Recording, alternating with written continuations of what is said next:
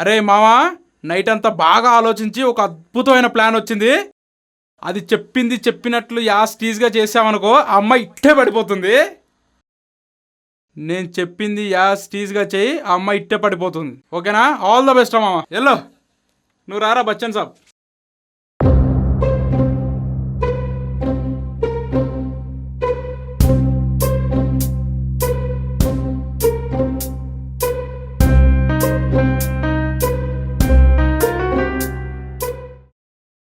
Excuse me, ఈ purse మీదేనా?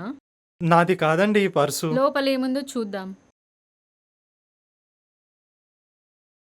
ఇతనికి వస్తువుల మీదే కాదండి, చదువుకునే సబ్జెక్టుల మీద కూడా ధ్యాస లేదు. బహుశా ఆ భయ్యదేమో పర్సు. మీరు ఒకసారి అడగండి. అన్నా, పర్సు మీదేనా? నాది కాదండి. మేడం, ఈ పర్స్ అత్తందే మేడం. నాది కాదండి. మేడం, ఈ పర్స్ అత్తందే మేడం. అంటే నేను సప్లీ రాసేవాని మధ్య కనిపిస్తున్నానా? నేను మా కాలేజీలో టాపర్ తెలుసా?